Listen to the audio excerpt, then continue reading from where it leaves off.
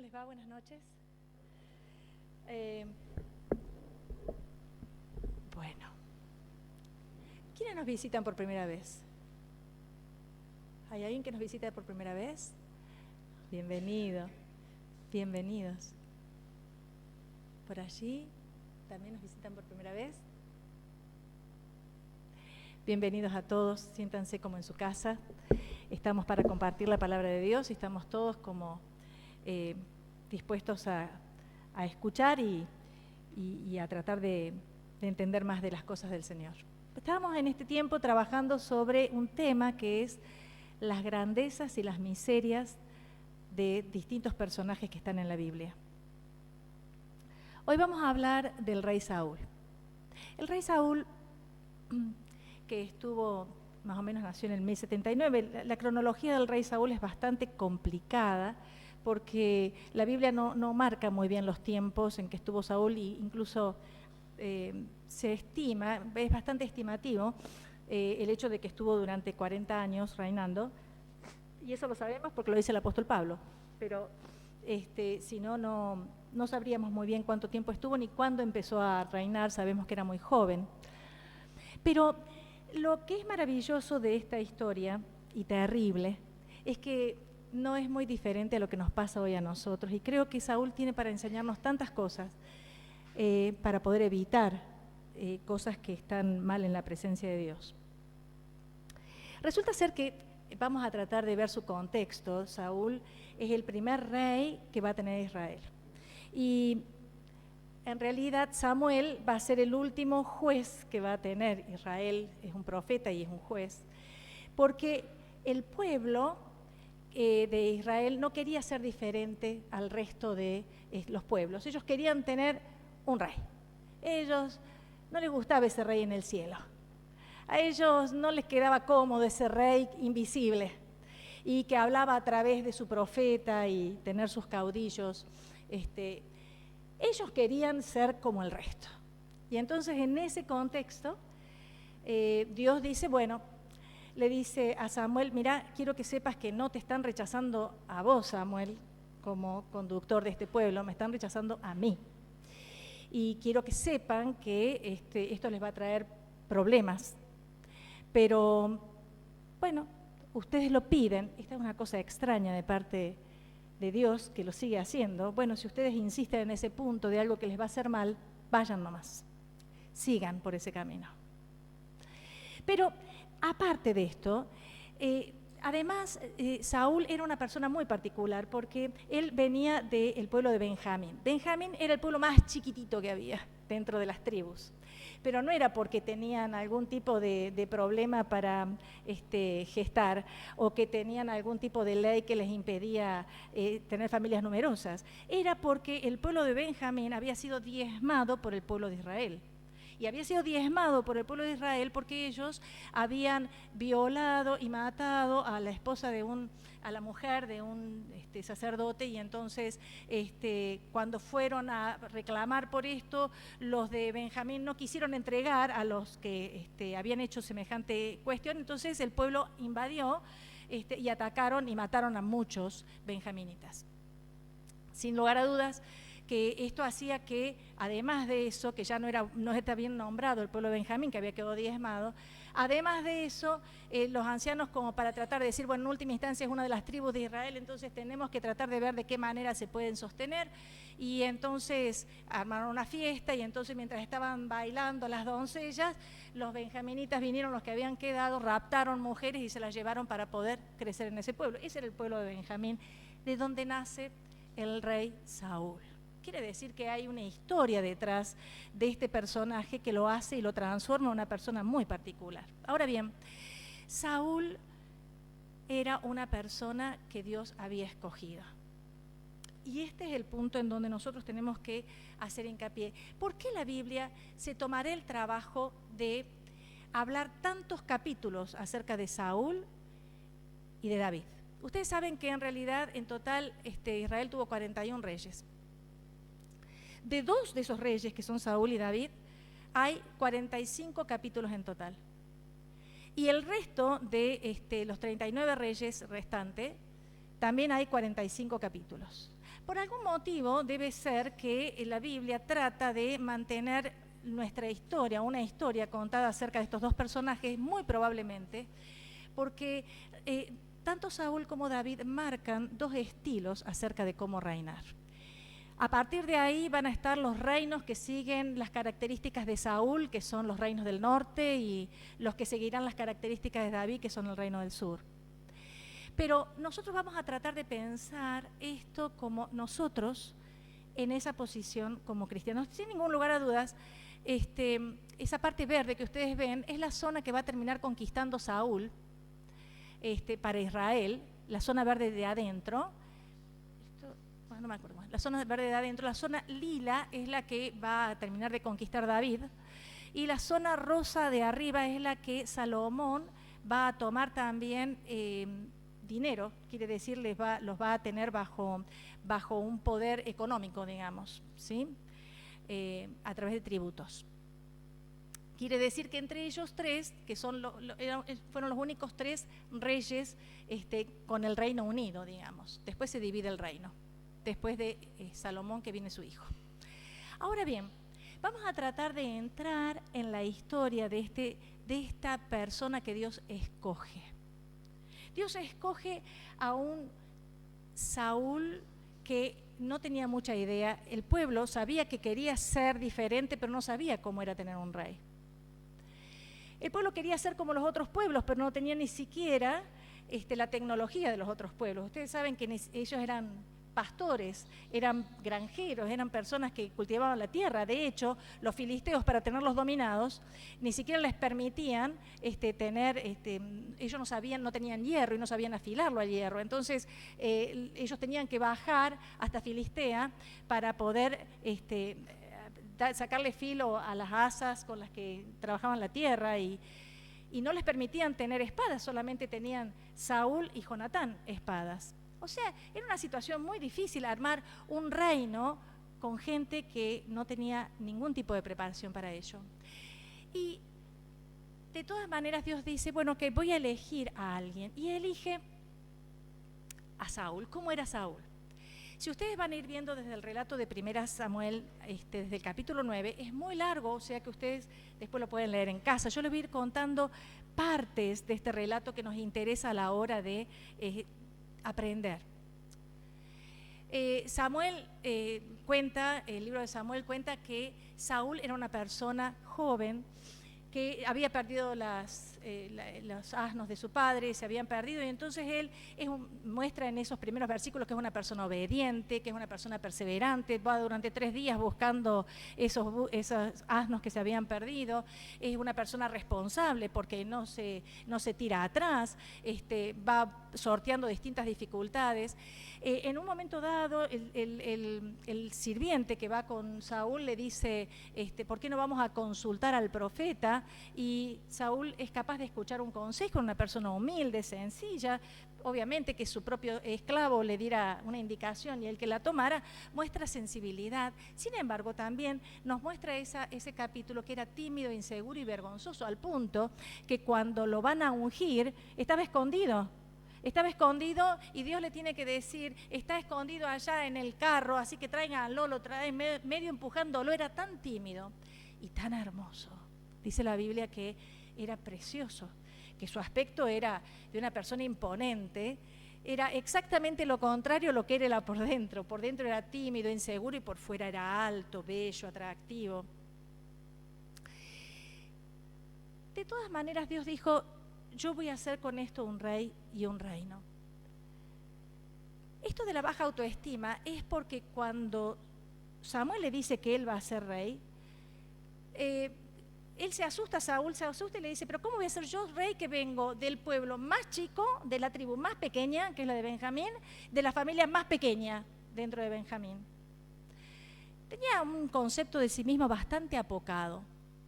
Pero después de la unción, nos cuenta Samuel que cuando lo unge, él empieza a sentir el poder del Espíritu de Dios en su vida.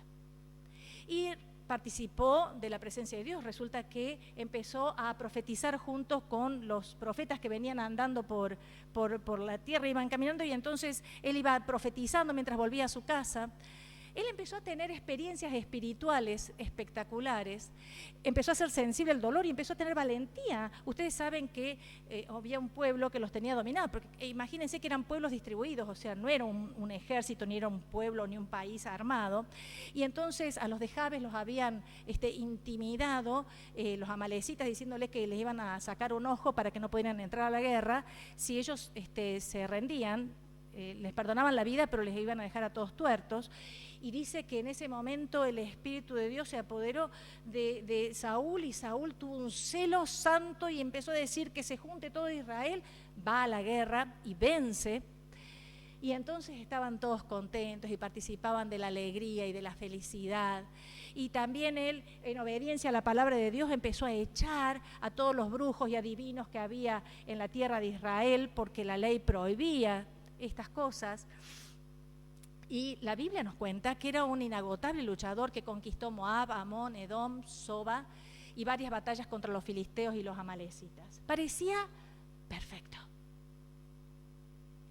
Él tenía esa mirada de yo no soy nada, y el profeta le dice, sí, ya sé que vos no sos nada, pero el que te llama lo es todo. Esa sola apreciación hizo que este timorato Saúl se parara de otra manera frente a la vida. Y entonces empezó a andar en su vida de rey. Claro, era ansioso, era valiente, pero era ansioso. Resulta ser que le dice, el sacerdote le dice, espérame, vas a ir, vas a luchar, y después espérame, que yo llegue.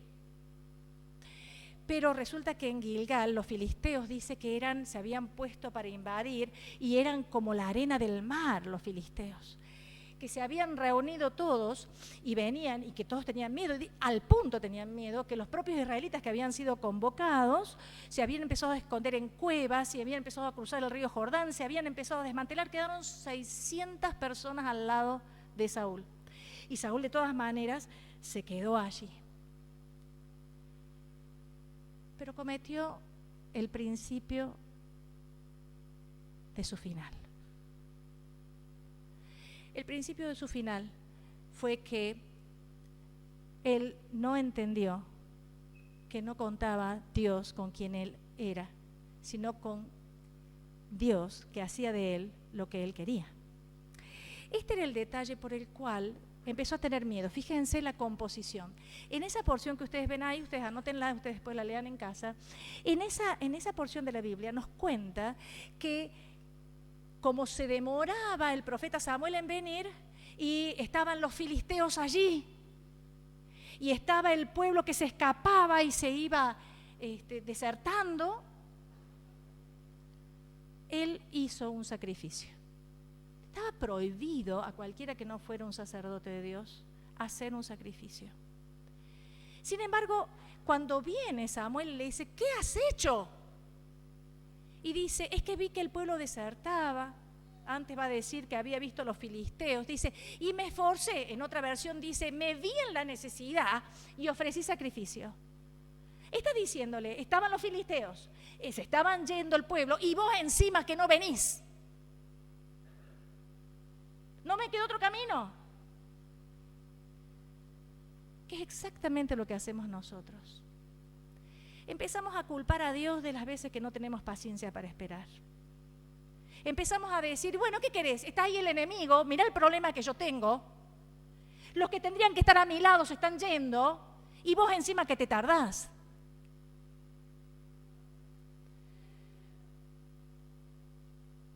Samuel le dice, has hecho una locura. Has hecho una locura. Pero muchos de los siervos de Dios hicieron locuras. Muchos hicieron locuras. El problema de Saúl es que nunca supo cómo parar. Muchos hombres de Dios, todos, hemos hecho locuras. Grandes hombres de Dios, grandes mujeres de Dios, pequeñas mujeres de Dios, grandes personajes bíblicos y no bíblicos. El problema no es empezar a tener tropezones. El problema es no saber cómo parar. Y esto le pasó a Saúl. Saúl no podía parar. Y Saúl, la segunda oportunidad, Dios le había prometido a Moisés. A Moisés le había prometido: voy a destruir a los amalecitas y los voy a borrar de la faz de la tierra. A Moisés, que ya estaba recontra remuerto, que ya habían pasado tantos años. Y Dios dijo, cuando el pueblo se unió en un ejército, dice: bueno, ahora voy a cumplir la palabra que le di a Moisés. Y entonces le dice a Saúl: ve y enfrenta a los amalecitas y mata todo. Mata al rey, mata todas las personas, mata todo el ganado, mata todo lo que posean. Destruí todo, porque se lo prometí a Moisés. Esa parte no lo dice, pero la Biblia, la historia cuenta que era una promesa hecha a Moisés. ¿Saben lo que hizo Saúl?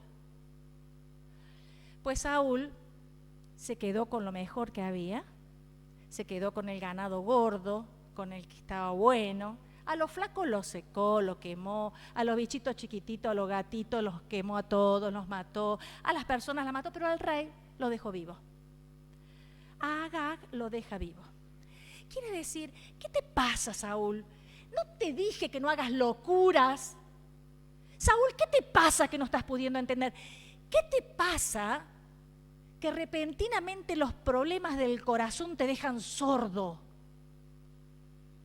¿Sabes qué me pasa, Samuel? Es que está tan lindo esto de ser rey y que todos te obedezcan. Y en última instancia, yo como rey sé lo que tengo que hacer. Y entonces, aunque Dios decidió castigarlos, el pueblo y yo decidimos tener misericordia. Y los perdonamos. Quiere decir, está empezando a decirle a Dios: Dios, déjame que te ayudo. Déjame que te repaso, te lo paso en blanco, porque vos estás medio duro, me parece que te olvidaste. Mirá qué linda estaba esa vaquita, mirá qué hermoso que estaba ese buey. Me parece que te equivocaste, Señor. Y entonces Samuel le dice: ya has sido destituido, basta, ya no podés escuchar. Hay una parte en donde dice: ya no estás pudiendo escuchar. Y 1 Samuel 15, 1, 2, cuando él ya no obedeció. Y me gustaría leerles a ustedes lo que pasa, porque eso es un relato realmente muy interesante. Después que Samuel va al encuentro de Saúl por esta barbaridad, en 1 Samuel 15, 13 al 23, dice: entonces Samuel fue a donde estaba Saúl, y el cual le dijo: ay, el Señor te bendiga. Ya he cumplido la orden del Señor, dice Saúl. ¿Qué significan entonces esos balidos de ovejas y esos bramidos de toros que estoy escuchando?, respondió Samuel. Los han traído de Amalec, contestó Saúl, porque la gente ha conservado las mejores ovejas y los mejores toros para ofrecerlos en sacrificios al Señor tu Dios. Pero hemos destruido lo demás. Calla, que te voy a comunicar lo que el Señor me dijo anoche, le interrumpió Samuel. Habla, respondió Saúl. ¿Cuál es el problema? Y Samuel le dijo: ¿no te considerabas tú de poca importancia? Sin embargo, has llegado a ser el jefe de tribus israelitas y el Señor te ha consagrado como rey de Israel. Ahora bien, si el Señor te envió con la orden estricta de destruir a esos pecadores amalecitas y de atacarlos hasta acabar con ellos, ¿por qué desobedeciste sus órdenes y te lanzaste sobre lo que se le quitó al enemigo, actuando mal a los ojos del Señor? Saúl contestó: yo obedecí las órdenes del Señor. Pero, fíjense, estoy leyendo bien. Yo estoy leyendo bien. Yo obedecí las órdenes del Señor, dice Saúl, y cumplí la misión que Él me encomendó. He traído prisionero a Agag, rey de Amalec, y he destruido a los amalecitas. ¿Ustedes entienden este mecanismo? Este mecanismo en psicología se llama negación. Ustedes saben que este mecanismo de negación básicamente es la raíz de los problemas de esquizofrenia. ¿Sí? ¿Por qué? Porque el pensamiento queda como dividido, así se llama, dividido. Eso quiere decir esquizo, dividido. Hay una esquizofrenia espiritual en esta frase, en donde él encima empieza a argumentar que él ha obedecido. Dice, yo obedecí las órdenes del Señor y cumplí la misión que Él me encomendó. He traído prisionero a Agag, rey de Amalek, y he destruido a los amalecitas. Pero la tropa, yo no, la tropa se quedó con ovejas y toros, lo mejor de lo que estaba destinado a la destrucción. Ah, pero era para sacrificarlos en honor al Señor tu Dios en Gilgal. Entonces Samuel le dice, más le alegra al Señor que se le obedezca y no que se le ofrezcan sacrificios y holocaustos. Vale más obedecerlo y prestarle atención que ofrecerle sacrificios y grasas de carnero. Tanto peca el que se rebela contra él como el que practica adivinación, que eran dignos de muerte. Semejante a quien adora los ídolos es aquel que lo desobedece. Y como tú has rechazado sus mandatos, ahora él te rechaza como rey. Miren, si hay algo que tiene este relato de terrible, es que esto pasa todo el tiempo. Si este relato tiene una cosa de impresionante, es que uno puede ver objetivamente, fuera de uno, lo que uno hace todo el tiempo, que es justificarse de su desobediencia. No, yo en realidad no desobedecí. No, yo en realidad, bueno, digamos, no hay que ser tan estricto en la vida. Bueno, la verdad es que no hay que ser tan taxativo. Bueno, la verdad es que uno tiene que poder, bueno, eso estaba dicho, eso que Dios pide que uno obedezca era para hace muchos años. Bueno, lo que pasa es que en realidad hice la mitad de lo que Dios me pidió, la otra mitad. Me parece que a Dios no le importaría si lo hago de otra manera. Esto no es un relato de todos los días de cada uno de nosotros. Pero cuando uno lo ve en este contexto tan terrible y en donde ve la consecuencia nefasta para la vida de Saúl, no veo que temblemos. Porque Dios, ese Dios que hizo eso con Saúl es el mismo. No veo que nosotros temblemos frente al terror de estar asumiendo medias verdades en la presencia de Dios. No tan solo hizo eso. Ustedes saben que además, después de todo lo que había hecho, se levantó a sí mismo un monumento. Saúl, en Carmel. Y no es un dato menor. Nosotros vivimos levantándonos monumentos. Porque yo. Porque a mí. Porque yo. Esos monumentos de piedra. Ustedes saben que no pude encontrar, ni siquiera quedan registros arqueológicos de dónde podría haber estado eso. Es más, en la web no pude encontrar una sola escultura que represente a Saúl, al rey Saúl.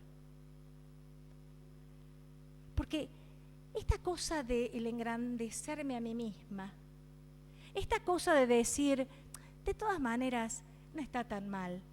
Dios no tiene tanta cosa para decir. Dios está a veces un poco fuera de moda. Dios a veces está un poco paso de vuelta y pide cosas que en última instancia, bueno, se lo dijo a Moisés hace mucho tiempo. ¿Qué tanto hay que cumplir hoy con esas cosas que pidió hace tantos años? Y entramos a tratar de decidir qué de Dios escuchamos y qué de Dios ya no vamos a escuchar más.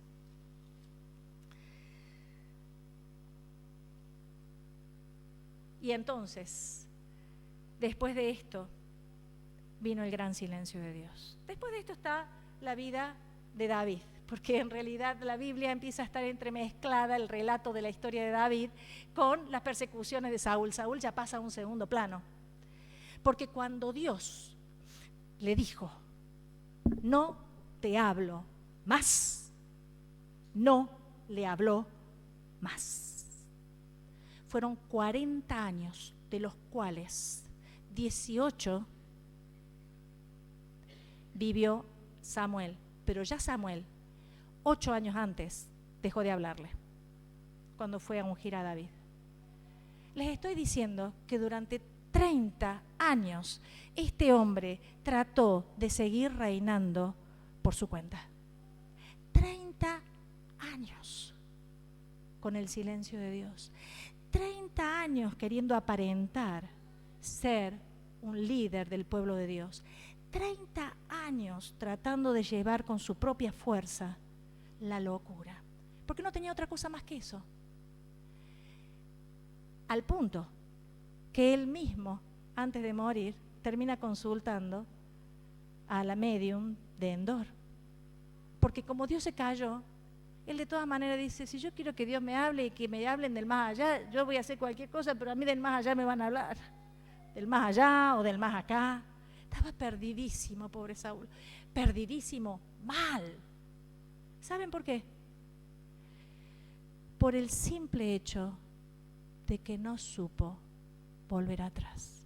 Miren, parece algo tan fácil. Parece un mecanismo tan simple. Bueno, me voy atrás. Bueno, vuelvo del camino. Quiere decir, si lo anduve hasta acá, sé cómo es el camino de regreso, ¿verdad? Si yo anduve un camino, sé cómo volver, porque ya lo anduve y tengo que volver por ese camino. Pero ¿saben cuál fue el problemita de él?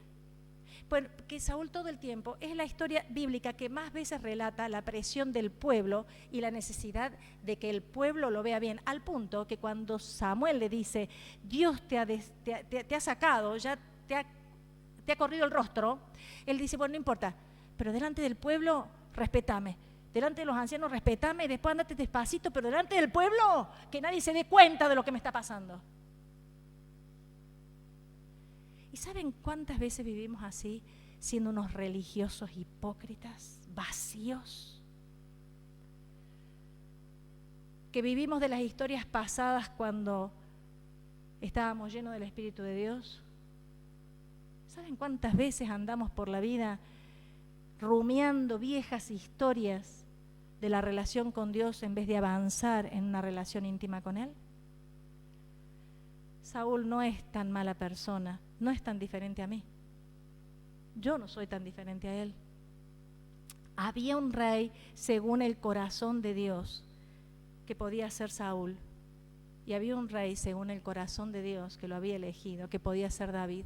Miren, entre ellos dos había casi todo de igual, casi todo igual. Miren, los dos eran jóvenes cuando fueron usados por Dios. Los dos eran muy bellos y atractivos. Los dos provenían de familias de poca estima. Los dos se consideraban indignos de ser reyes. Los dos llegaron a ser reyes. Los dos fueron ungidos por Samuel. Sobre los dos vino el Espíritu Santo con poder. Empezaron a reinar cuando tenían 30 años aproximadamente cada uno. Los dos reinaron alrededor de 40 años cada uno. Tuvieron la promesa de Dios de que podrían perpetuar su reino si obedecían. Los dos murieron alrededor de los 70 años. Los dos hicieron grandes cosas para Dios. Los dos cometieron grandes pecados contra Dios. Los dos empezaron bien. Hasta ahí todo igual. Son casi dos fotocopias. ¿No les parece? Y entonces, ¿por qué Saúl terminó mal y David terminó bien? Esta es la pregunta. ¿Cuál fue la diferencia? La diferencia fueron 10 años forjados en el sufrimiento. Ustedes saben que Samuel ungió a Saúl y apenas fue ungido Saúl, empezó a reinar. En cambio, David fue ungido casi 10 años antes de empezar a reinar. David fue ungido y dijo, ¿qué le pasó a Samuel? ¿Qué le pasó a Samuel? Que me unge y empiezo con todos los males de la existencia, que empiezo a ser un ladrón, me tengo que escurrir, me tengo que esconder, tengo que huir, pierdo familia, pierdo el liderazgo, pierdo reinos, pierdo mi lugar en la corte, por seguir a Dios estoy perdiendo hasta la salud, me tengo que juntar con malandras. Dios, ¿no te equivocaste? 8 años. 8 años. sufriendo. ¿Sufriendo qué? Sufriendo el no tener en quien confiar más que en Él. Dios se garantizó que a través de ese sufrimiento David aprendiera quién era Dios. Lo que Saúl no pudo aprender, estaba tan abrumado por las actividades de la corte que no podía entender que frente a Dios hay que parar y hay que escuchar y hay que aceptar. Nosotros estamos cantando todo el tiempo: Señor, en tu nombre cruzaré los montes. Y Señor, como le gusta cantar a Gustavo, en las pruebas igual te voy a servir, igual te voy a seguir. Nos encanta confesarle a Dios que no importa qué pase y qué esté adelante, nosotros vamos a saber andar. Y quiero decirles que mentimos cada vez. Y Dios, que mira el corazón, vuelve a decirnos: ¿vas a ser como Saúl? Que se hace el religioso, que toca las cosas santas sin ningún respeto. ¿Vas a ser como él? ¿O tenés alguna vez la idea de que cuando yo te digo lo que te va a venir estando cerca mío, me crees? ¿Me crees cuando yo te digo, dice Dios, que la fe de ustedes es como el oro, que su calidad debe ser probada por medio del fuego? ¿Me crees cuando te digo que es ineludible que vas a sufrir? Sí, Señor, claro que te creo, pero cuando viene la prueba y el sufrimiento le digo al Señor: no, Señor, pará, allá están los filisteos, acá está la gente que deserta y encima que vos no venís. Dios dice: pero ¿me creíste cuando yo te dije, por ejemplo, si alguno quiere venir en pos de mí, niéguese a sí mismo, tome su cruz cada día y sígame, porque el que quiere salvar su vida la perderá, pero el que pierda su vida por causa de mí la salvará? ¿Me creíste cuando te dije eso?, dice Jesús. Sí, Señor. ¿Y entonces dónde estás? ¿Dónde estás a la hora que me venís a reclamar lo que te falta? Cuando me venís a decir que no te gusta la vida que te ha tocado. ¿Qué pasa con vos cuando venís a decirme que los sufrimientos de seguirte son muchos y hay que abandonar cosas que son muy importantes en esta vida? Estoy en el reino, Jesús, ¿no te das cuenta que estoy en el reino? Estoy en el reino de este mundo, y en el reino de este mundo hay que tener poder, hay que tener victorias, hay que tener dinero, hay que tener estatus.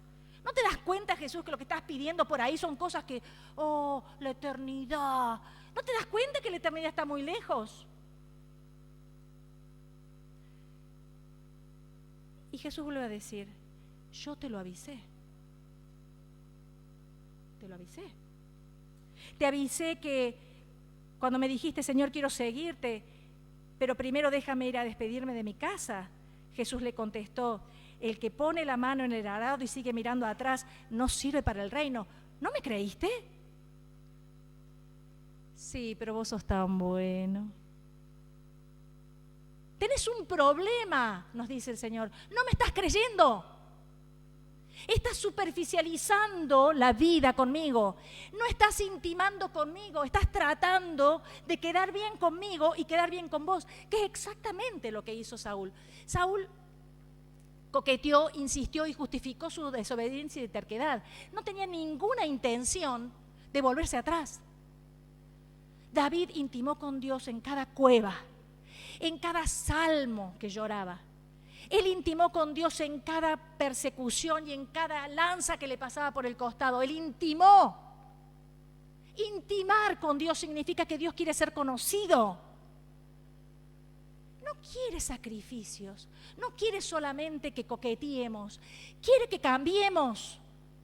Porque Él nos dice que esta leve tribulación momentánea, y no te miente.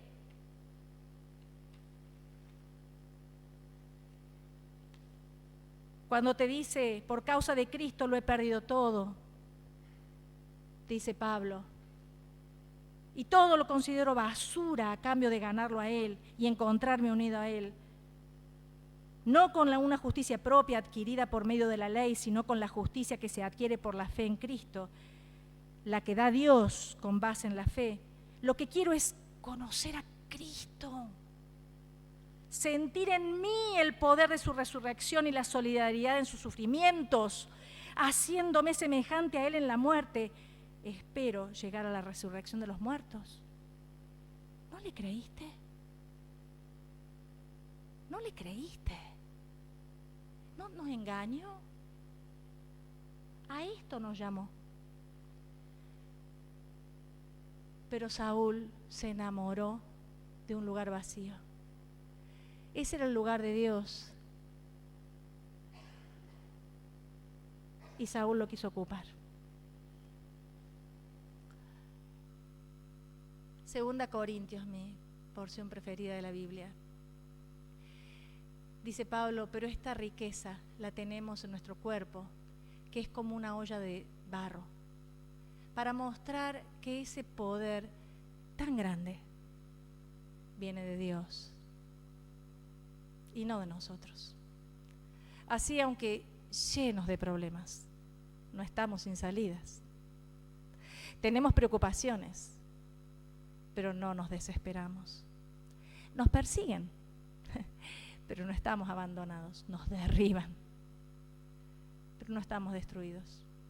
No estamos, pero no nos destruyen.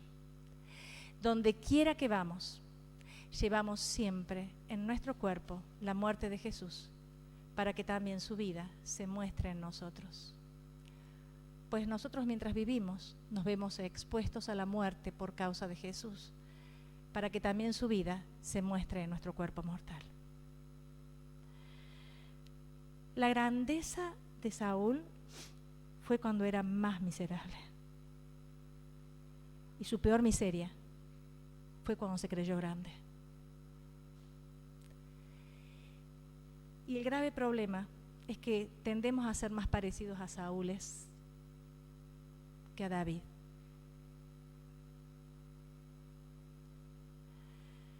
El Señor vuelve a decirnos, créeme cuando te hablo. Seguirme a mí no es para cobardes.